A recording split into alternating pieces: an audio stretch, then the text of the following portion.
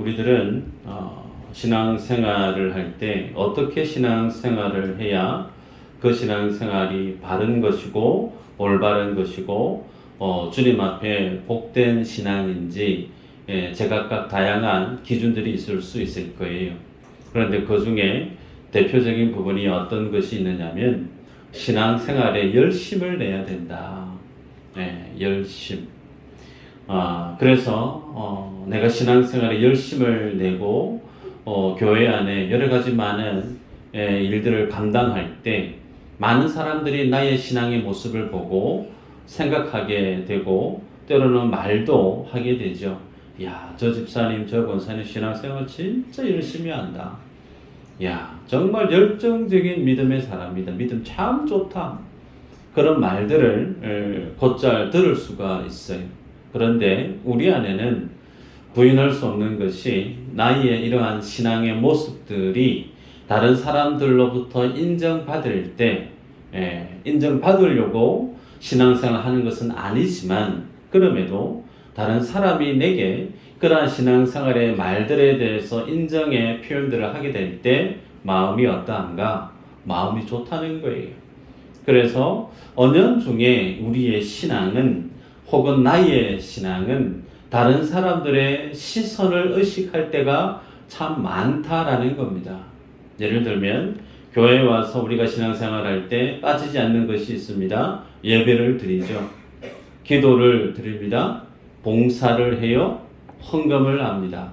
그래서 그 모든 신앙의 행위들에 빠지지 않고 충실하고 성실하고 때로는 열심히 그 모든 신앙의 행위들을 내가 감당할 때 많은 사람들에게 있어서 저 사람 그래도 참 신앙이 괜찮다.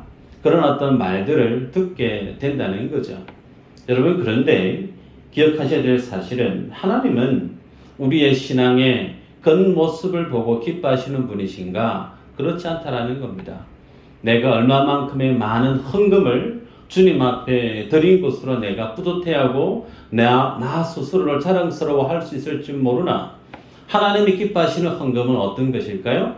주중에 내가 세상에서 정직하게 땀 흘려서 하나님의 내게 주신 사명대로 최선을 다해 살았던 믿음의 결과물로 주님 앞에 올려드리는 예물인가?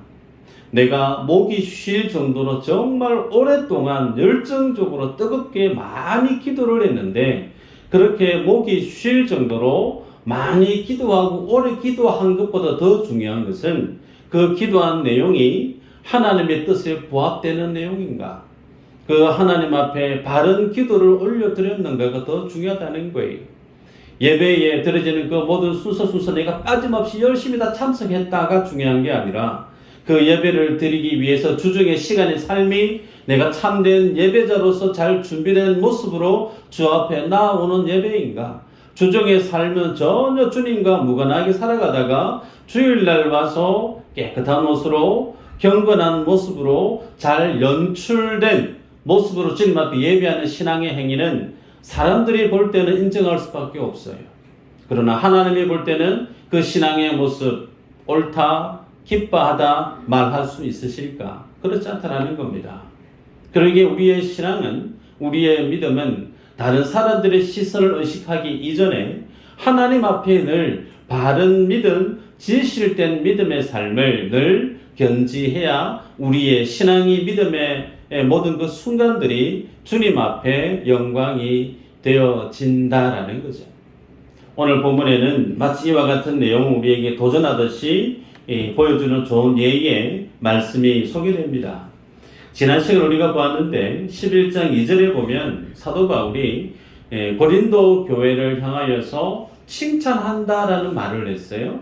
그 칭찬의 의미는 주 예수 그리스도께로 받았던 그 모든 가르침의 전통을 고린도 교회들이 잘 지켰기 때문에 내가 너희들을 칭찬한다 그랬습니다. 그런데 오늘 읽었던 본문의 내용은 정반대입니다. 내가 너희를 도무지 칭찬하지 아니한다. 칭찬하지 않는다 말의 그 숨은 뜻은 내가 너희들의 신앙의 모습을 두고 내가 엄히 책망한다 라는 논조의 말씀을 보고 있습니다. 17절에 보니까 모임이 유익이 못되고 도리어 해롭다라는 표현이 있습니다.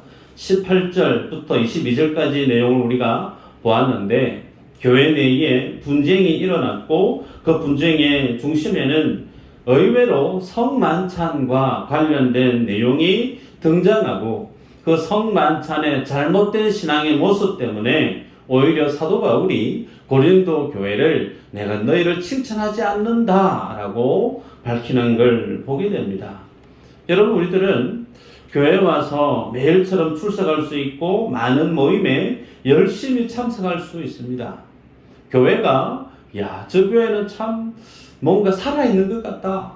저 교회는 뭔가 뜨거운 것 같고 생동감이 넘치는 교회인 것 같다. 여러분, 그런 어떤 느낌을 줄 수 있는 가장 첫 번째 드러나는 모습이 뭐냐면 모임이라는 거예요. 그래서 뭘 하든 교회가 어떤 계획을 세우고 사역을 할 때 가장 첫 번째 관문이 뭐냐면 모임이라는 거죠. 그 모임이 많은 사람들, 많은 성도들이 동참해야만이 그 모임을 기준으로 해서 그 다음에 에너지가, 힘이, 파워가 생겨나고 그것으로 하나님의 사역을 교회가 감당하게 되죠. 그래서 모임이 제대로 이루어지지 않는 교회, 모입시다 그랬는데 모이는 성도가 한두 분밖에 안 와요. 그러면 그 모이면 자연스레 그 교회 전체에 영적인 모습으로 영향을 미칠 수밖에 없죠. 자, 그래서 어떤 것보다 모이기를 피하는 자들의 습관과 같이 하지 마라 그랬죠. 그래서 모이는 것이 참 중요합니다. 그런데 열심히 모이는 것보다 더 중요한 게 뭐냐면 그 모임 속에 유익이 있어야 된다는 거예요. 이제 오후 예배 때 구역별 찬양 경연 대회가 있을 텐데 교회 들리러 오신 분이 눈에 좀 보이지만 오후 예배도 참석해 주시기를 부탁을 드립니다. 왜 그러냐면 주중에 지난주도 마찬가지였지만 구역별로 경연 대회이다 보니 스스로 준비하는 그 모습을 제가 보았거든요. 그래서 몸치임에도 불구하고 열심히 따라하고 준비하는 모습을 보면서 참 열심이다. 혹은 저 구역은 참 단합이 잘 되네. 그런 어떤 이미지를 제가 가질 수 있었습니다. 여러분, 모임이 주는 기쁨이 있어야 되죠. 성도가 모였는데 얼굴 보면 막 마음이 불편해지고 그 모임이 빨리 좀 끝났으면 좋겠고 그런 모임이 아닌 모이게 되어지면 기쁨이 있고 소망이 있고 웃음소리가 넘쳐나고 그런 모임이 응당 교회 안에 있어야 될 모임에 드러나는 모습이겠죠. 그런데 오늘 본문의 고린도 교회의 경우는 전혀 그렇지 않았다라는 겁니다. 오히려 모임을 가지면 가질수록 그 모임 때문에 유익이 없었다 그래요.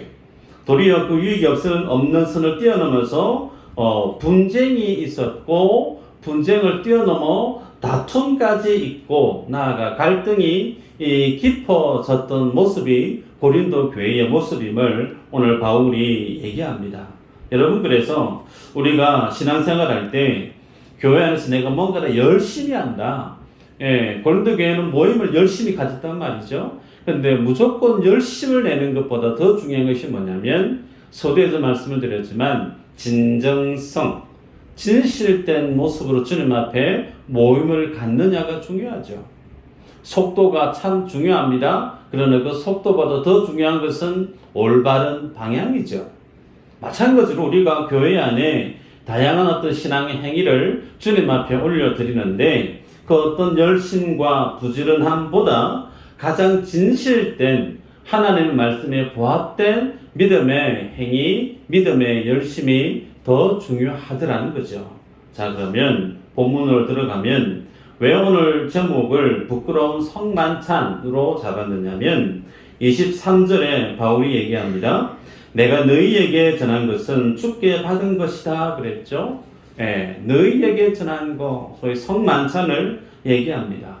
이 성만찬, 예수님이 사도들과 교회 위에 주님이 땅에 오시기까지 반드시 지켜 행해야 된다. 성만찬을 통해서 나를 기억하고 나를 기념해야 된다. 예수님의 십자가에서의 죽으심과 부활하심과 그리고 완성된 하나님의 나라를 가지고 이 땅에 재림하실 예수 그리스도 그 복음의 내용을 예수님을 통해 기억하기 위해서 주님 오시는 그날까지 반드시 지켜야 된다. 주님이 이 사도들과 교회에게 명했던 명령입니다. 자, 그런데 이 성만찬 가운데 오늘 본문의 사도 바울이 주의해야 될 내용을 언급을 하죠. 28절, 29절인데 한번 읽어볼까요? 28절, 29절. 시작.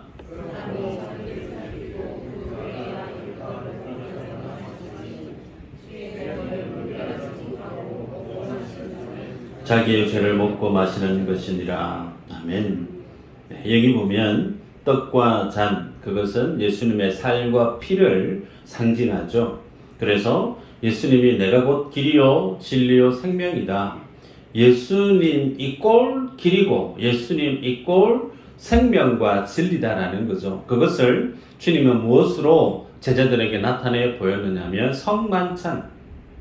그래서 떡을 주시면서 내 살이다, 포도주를 나누면서 내 피다, 그러면서 예수님은 구원 얻는 생명의 진리를 십자가에서 살 찢어 죽으시는 예수님임을 보여주시면서 새 언약을 맺으셨죠.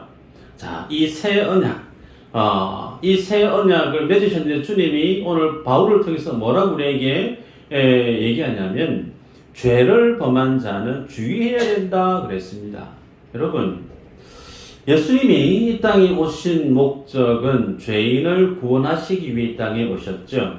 그래서 그 죄인을 구원하시기 위해서 친히 자신의 살을 찢으시고 그 몸의 모든 피를 다 쏟아 가시면서 죄인들이 하나님의 자녀 되게 하기 위해서 십자가에 돌아가셨단 말이에요. 그 십자가에서 돌아가시고 주님의 그 부활하심을 기념하는 것이 성만찬입니다.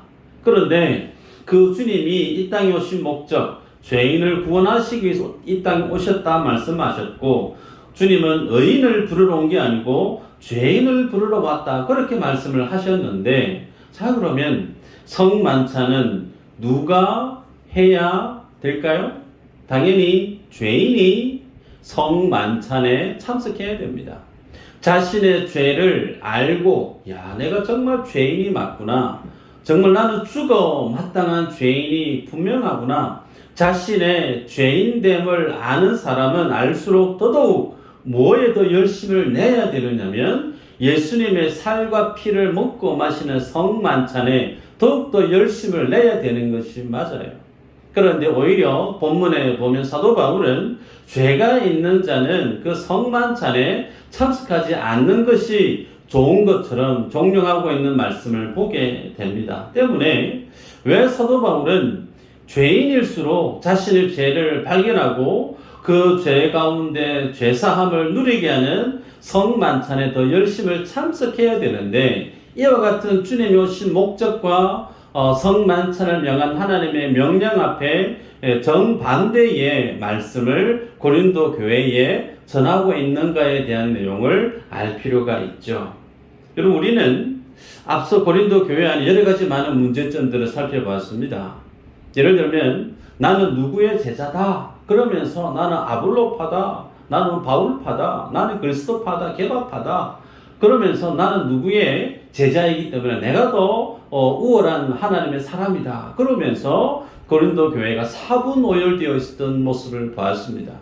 우상에게 들어졌던 재물, 이거 먹어야 되냐 먹지 않아야 되냐, 그 문제도 우리가 살펴보았죠.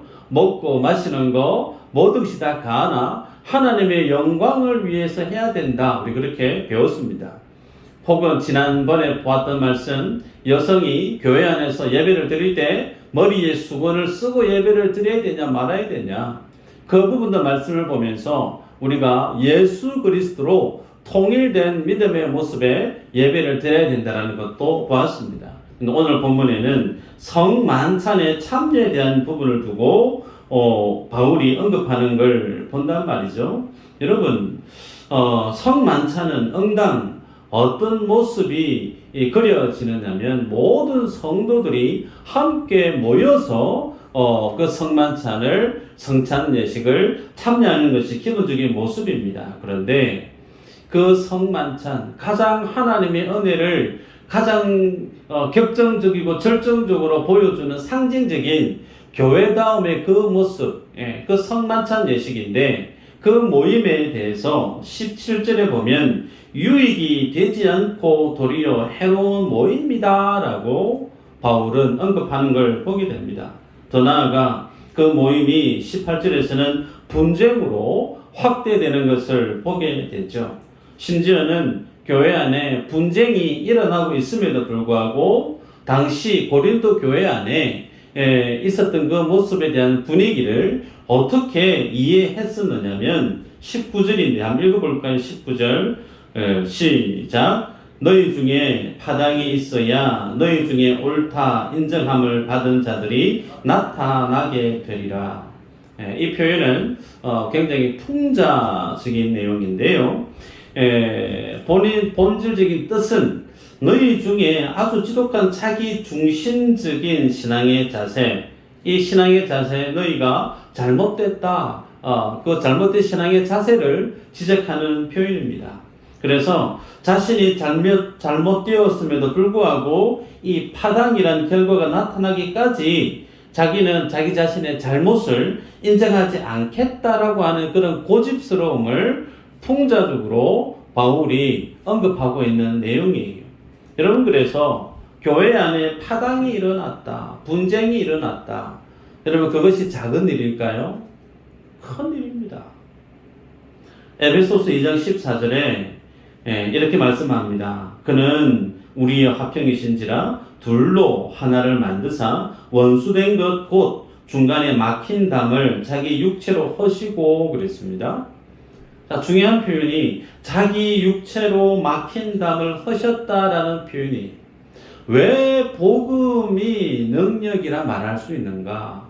여러분, 복음은 이방인과 유대인 간의 그 벽을 허물어 버렸죠. 죄와 죽음과 사망과 율법의 경계선 밖에 있었던 오롯이 죽음으로 갈 수밖에 없는 인생들이 하나님 앞에서 나아갈 수 있는 구원의 은혜를 그 물꼬를 턴 것이 십자가의 복음이죠. 그래서 예수님은 성경 우리에게 얘기합니다. 예수님이 살 찢어 피 흘려 죽으신 그 사건을 히브리서 기자는 마치 성전의 지성소의 그 휘장이 위에서부터 아래로 찢어지는 것으로 표현했죠. 그러면서 그 휘장은 예수 그리스도의 육체다라고 정의했습니다. 마치 예수 그리스도의 육체가 찢어져서 온 물과 피를 다 쏟음으로 인해서 인생들이 어느 누구든 지성소에 있는 하나님께 바로 나아갈 수 있는 그 문을 주님이 십자가에서 죽으심으로 문을 활짝 여셨다. 그것을 소위 막힌 담을 허셨다 그랬습니다. 그래서 복음이 증거되어졌던 그 당대에 남자와 여자의 벽이 허물어져 버려요. 유대인과 이방인의 벽이 허물어져 버려요. 주인과 노예, 상전이 그 벽이 허물어져 버립니다. 인생이 살아오면서 만들어 놓았던 그 모든 벽들이 예수 그리스도의 십자가로 주님을 온전히 하나로 통일시켜 버립니다. 그렇게 해서 주님이 십자가에 흘린 피로써 모든 이들을 예수 그리스도 앞에 무릎 꿇게 만드시고 통일되게 만드는 그 결정체가 뭐냐? 교회라는 거예요. 그렇게 하나님이 피 흘리셔서 죽으심으로 부활하심으로 모든 벽을 허물어 버린 것이 교회인데, 그 하나님의 허무심으로 온전히 그리스도로 하나 되게 만든 것이 교회인데, 오늘 본문의 고린도 교회는 그렇게 주님이 하나로 만들었던 교회의 모습이 파당이 일어나고 분쟁이 일어났다라는 겁니다. 왜 이런 모습이 일어났을까?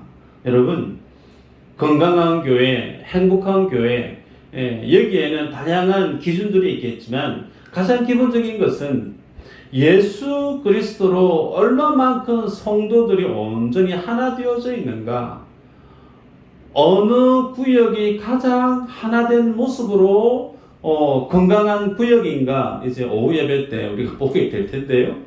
얼마만큼 하나된 모습이 그 모습 속에 드러나는가, 이거 아니겠어요?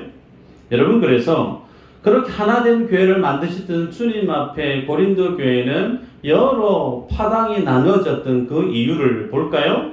20절, 21절입니다. 같이 한번 읽어보도록 할까요? 네, 시작.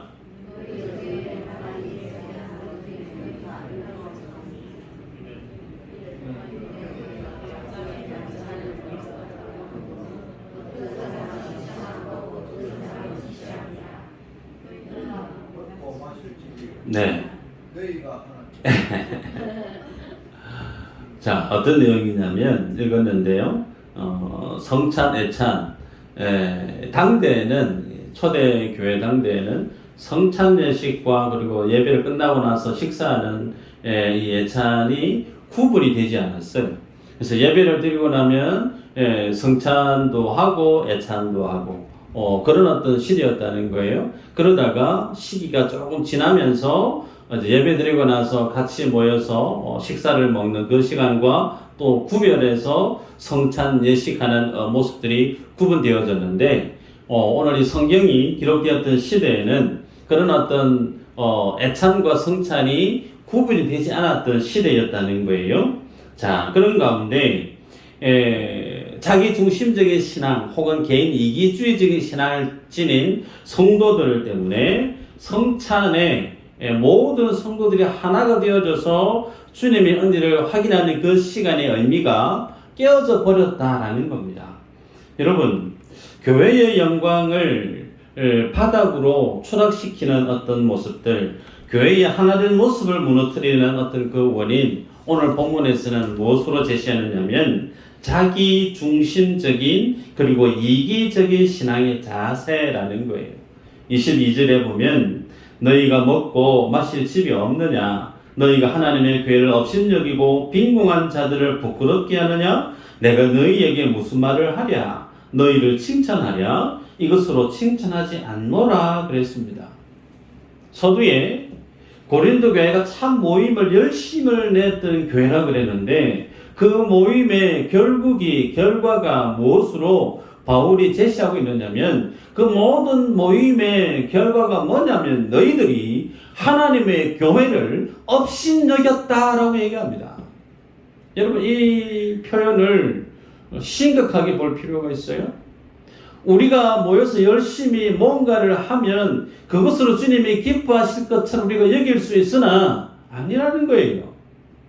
많은 열심의 신앙의 행위를 주님 앞에 올려드리는데 근데 그 모든 행위들이 결국은 오늘 고린도 교회에서는 도리어 하나님의 교회를 업신여기는 것으로 드러났다는 거예요. 그럼 그 업신여긴 내용이 뭔가? 빈궁한 자들을 부끄럽게 했다라는 것입니다. 여러분, 고린도 교회의 성도들의 구성비가 어떻게 되어졌느냐면 그 교회 안에는 기빈들만 있었던 게 아니죠. 부자들 있었던 것이 아니에요. 부자들도 있고 고관들도 있고 그보다 더 많은 사람들이 어떤 사람들이 있느냐면 일반 가난한 서민들 그리고 노예에 해당되지 않는 사람들, 그들이 더 많았다라는 거죠. 여러분, 그럼 생각해 보시길 바라는데 부유한 사람 그리고 지위가 높은 사람, 그들은 교회가 모이기로 결정된 그 예배 시간 아무런 장애 없이 그 시간에 동참할 수 있는 자유가 있는 거죠. 환경이 허락되어지니까. 그러면서 올 때에 교회에 필요한 어떤 성찬 혹은 애찬에 필요한 물품들을 가지고 와서 같이 예배에 정시에 예배를 드립니다. 그렇게 예배를 드리다 보면 예배가 끝날 때쯤 되면 배꼽 시계가 밥 들어올 시간이다 그렇게 사인을 주죠. 그럼 예배 끝나고 나면 자연스럽게 식사하는 모습이 연상되어질 수밖에 없어요. 그런데 반대로 가난한 어떤 서민들 혹은 주인을 모시고 있었던 노예의 삶의 입장은 정반대입니다. 그들의 삶은 시간에 쫓기는 거예요. 그리고 주인의 그 모든 해야 될 그 일들을 뒷바라지를 다 하다 보면 예배 시간에 맞춰서 오기가 힘들었다는 겁니다. 그래서 예배에 늦게 참석할 때도 있고 때로는 와보면 예배가 끝나 있고 그런데 그럼에도 불구하고 왔을 때 무엇은 해야 되느냐면 성만찬에는 같이 동참해야 되는데 이미 와서 보니까 어떤 결과가 드러났느냐면 미리 예배 드렸던 많은 사람들, 그 속에는 부유한 사람, 지위가 높은 사람, 그들은 이미 성만찬을 다 해버렸다는 거예요. 그래서 어떤 사람은 배가 불러서 기대에 있는 사람도 있고, 어떤 사람은 포도주에 얼큰이 취해 있는 사람도 있고, 그런 가운데 노비 출신, 노예 출신 가난한 사람들이 와서 성만찬에 동참하려고 하는데 손이 갈 데가 없는 거예요. 음식을 먹고 함께 주님의 성만찬에 참여해야 되는데 이 손이 갈 데가 없는 거예요. 부끄럽다는 겁니다. 세상 밖에서는 내가 가난한 사람이고 세상 밖에서는 내가 주인을 모시고 사는 노예이지만, 그러나 예수 그리스도가 십자가에 흘리신 보혈로 교회가 하나 되게 만드셔서 교회 안에서만큼은 주인과 남녀의 종 이런 모든 관계가 다 무너져 버렸는데 막상 교회 와서 보니까 자신의 삶의 위치를 또 보게 되는 거예요. 교회 안에서조차 나는 무시를 당하고 교회 안에서조차 나는 많은 사람들에게 같이 올릴 수 없는 자신의 연약함을 보게 되어졌다는 거죠. 그래서 하나님의 교회를 업신여기는 것으로 그것이 곧 성만찬의 잘못된 모습들로 드러났다라는 겁니다. 여러분, 이 모습을 보면서 오늘 성경 우리에게 두 가지의 신앙의 자세를 돌아보게 합니다. 첫 번째는 말씀 한번 볼까요? 사도행전 2장 44절에서 47절 말씀인데요. 우리 같이 한번 읽어보십시다. 시작. 믿는 사람이 다 함께 있어 모든 물을 서로 공유하고 또 여자와 소리를 하라 각 사람의 기도를 따라 나눠주며 날마다 마음을 같이하여 성전에 요리를 주고 집에서 떡을 떼며 기쁨과 순전한 마음으로 음식을 먹고 하나님을 찬미하며 또 온 백성에게 칭송을 받으니 주께서 구원받는 사람을 날마다 더하게 하시리라. 아멘. 사도행전 이 말씀, 2장의 이 말씀은 하나님의 성령이 마가다락방에 임하고 난 이후에 성령 충만을 경험했던 교회 안에 드러난 성령 충만의 결과물을 이렇게 표현하고 있어요. 여러분, 그래서 읽었던 말씀을 보면 44절에 믿는 사람이 다 함께 있었다 그랬고요. 45절에 각 사람의 필요를 따라 나누어줬다 그랬고, 46절에는 날마다 마음을 같이 모여서 음식을 같이 먹었다, 그렇게 기록하고 있습니다. 여러분, 이 모습이 어떤 모습이라고요? 성령 충만한 교회의 모습이라고 그랬어요. 이 모습 속에 자기의 생각이 강조되어지거나 혹은 개인의 자기 주장이 전체 교회를 휘어잡는 모습이 있는가? 그렇지 않습니다.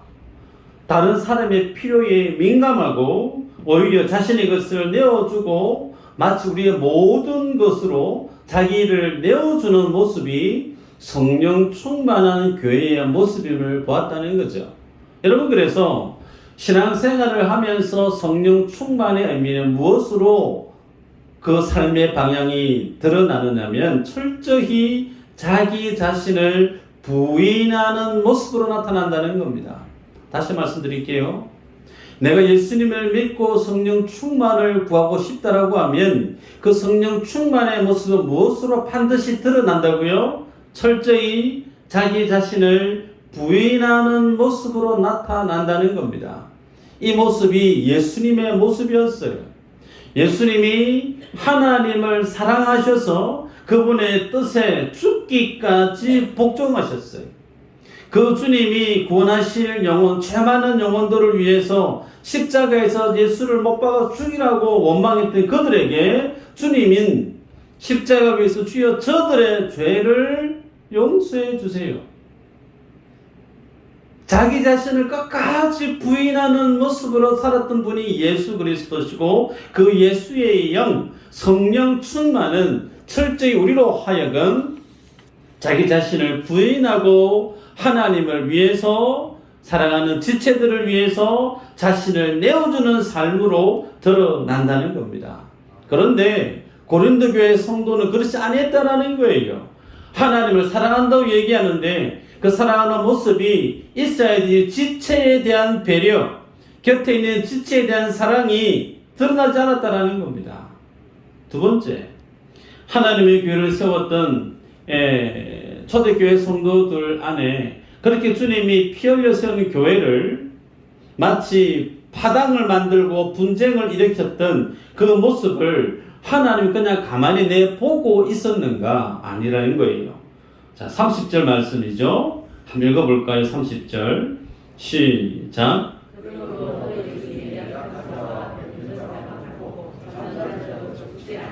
아멘. 자, 30절 접속사가 그러므로다. 그죠? 그러므로의 의미는 그 앞절에 있었던 내용에 대한 결과입니다. 자, 그 앞에 있었던 성만찬에 대한 내용을 성경적으로 주님 앞에 잘 살지 못했기 때문에 그러므로 어떤 일이 있죠? 너희 중에 약한 자와 병든 자가 많고 잠자는 자도 적지 아니하다. 여기서 잠자는 자는 죽은 자를 얘기합니다. 죽음에 떨어진 자. 여러분, 하나님의 교회를 파당을 만들고 분쟁을 일으키는 자들에 대해서 하나님이 그냥 가만히 방치하시는 분이 아닙니다. 여러분, 오늘 좀 본문의 마지막에 좀 무거운데요. 여러분 아셔야 됩니다. 하나님의 교회를 어지럽게 하고 파당을 만들고 분쟁하게 만들고 교회를 신음하게 만드는 이들에 대해서 하나님이 그냥 묵과하고 그냥 지나가시는 분이 아니라는 거예요. 그래서 성도들의 삶들 속에 신변에 우환이 있고 질병이 있고 심지어 죽는 일에 그 죽음에 이르기까지 허다히 우리가 이해하기 힘든 성도들의 삶에 어떤 일어나는 그 문제들, 그 안에는 어떤 뜻이 있느냐? 30절에 보면 뭐라고 표현하고 있죠? 32절에 하나님의 징계라고 분명히 기록하고 있습니다. 그러나 오해나 하시지 말기를 부탁합니다. 성도가 세상을 살아갈 때 때로는 불행한 일을 경험할 수 있어요. 질병에 걸릴 수 있습니다. 혹은 사고를 당해서 큰 일을 당할 수 있어요. 근데 그 모든 것들이 다 하나님의 징계인가? No. 단편적으로 그 모든 인생의 불행한 일들을 하나님이 치셨다, 하나님의 징계다, 그렇게 볼 수는 없어요. 그러나 오늘 본문 고린도전서 안에서 한해서 보면 하나님의 교회를 그렇게 파당을 만들고 분쟁을 일삼고 교회를 시험들게 하는 그 사람들에 대해서 하나님은 반드시 뭐 하신다고요? 징계하신다 그랬습니다. 그 징계의 의미가 질병 혹은 죽음에 이르기까지.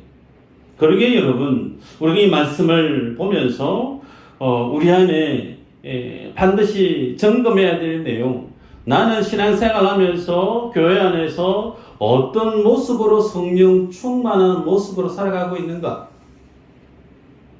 모든 열심의 사역에 봉사에 충성하는 모습이 참 훌륭한데, 근데 그 모습 속에 자기를 부인하는 모습이, 그 모습은 하나님을 사랑하고 이웃을 사랑하는 모습으로 드러나야 되는 그 모습이 내 안에 있는가?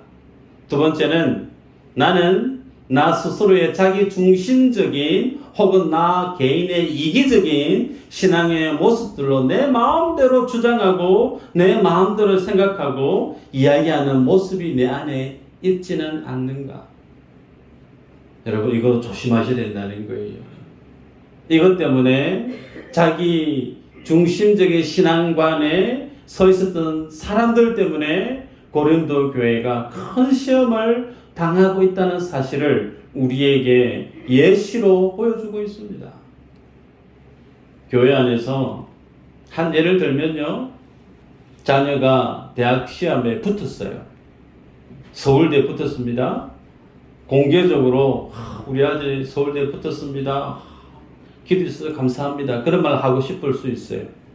내 자녀가 정말 취업하기 힘든 대기업에 톡하니 취업해서 이제 시름이 다 끝나고 좋은 일 일어날 것 같아요. 막 자랑하고 싶은 마음이 있어요. 그럴 때 자랑해야 돼요? 자랑하지 않아야 돼요? 안 해야 돼요. 그렇지 않은 자녀를 둔 부모의 마음이 어떨까요? 내 아들은, 내 딸들은 지금 내 삶의 형편에 보면 너무 힘든데 상대적으로 비교가 되는 거예요. 그 마음을 가지고 있는 사람은 마음이 불편해진다는 겁니다. 나는 한 번도 해외여행을 가본 적이 없는데 어떤 분이 크루즈 배를 타고 해외여행을 다녀왔어요. 이야, 갔다 왔더니 막 너무 좋더라. 그 있잖아, 그 나라 갔는데 뭐 문화가 어떻고 먹거리가 어떻고 환경이 이야, 안 가봤나? 한번 가봐라. 진짜 좋대. 그런 얘기 하고 싶은 마음이 있어요. 근데 어떤 분은 가고 싶어도 형편이 안 돼요. 가고 싶어도 언제쯤 한번 가볼 수 있을까? 꿈조차 꾸기 힘든 성도가 있을 수 있단 말이에요. 그러면 그 성도가 그런 얘기를 듣게 되어지면 그 마음이 어떻게 될까요? 무너지죠. 원망이 일고 불평이 일고 감사는 온데간데 없고. 그래서 교회 안에서 여러분 세상의 것들로 좋은 아파트를 구매하든 좋은 차를 사든 혹은 뭐 좋은 직장을 취업을 하든 하나님 주신 은혜입니다. 좋은 거예요. 근데 그것을 자랑하고 싶거든, 사랑하고 싶거든, 정말 속 깊은 것까지 얘기할 수 있는 그런 분에게만 얘기를 하세요. 교회 공적인 자리에서 얘기하지 마시고. 성경은 제가 누누이 얘기하죠. 세상을 사랑해야 된다고요? 아니요. 성경은 너희는 세상을 사랑하지 마라. 세상을 사랑하는 자 그 안에는 하나님의 사랑이 있다 없다? 없다 얘기합니다. 이 세상은 불타서 사라질 것들이라고 누누이 강조하지 않습니까? 그런데 여전히 내 안에 자랑거리가 세상의 것들이 전부이면 속으로 던져야 될 질문이 내가 예수님 잘 믿는 게 맞나? 질문하셔야 돼요. 자랑거리는 무엇만 자랑할 수 있느냐? 예수 그리스도만 자랑할 수 있습니다. 그 주님이 주신 은혜가 뭔지, 하나님의 나라의 영광이 뭔지, 곁에 있는 그 지체 때문에 내가 얼마나 행복한지, 곁에 있는 지체를 살려주고 세워주는 그 지체의 장점을, 강점을 자랑하고 높여주고, 하나님과 이웃 사람에 대해서 자랑할 것 외에 자랑할 것이 교회 안에는 실제 없습니다. 이 사실을 기억할 때 우리 삶에는 하나님의 복음만이 꼽히고 우리의 삶에는 주님이 인정하시는 믿음의 모습만 넘쳐날 줄 믿습니다. 여러분의 삶이 믿지 않는 세상 많은 사람들에게 교회 안에 믿음이 연약한 자에게 있어서 살아 걸어다니는 하나님의 성경, 하나님의 진리가 되기를 주 이름으로 축복합니다. 기도합니다.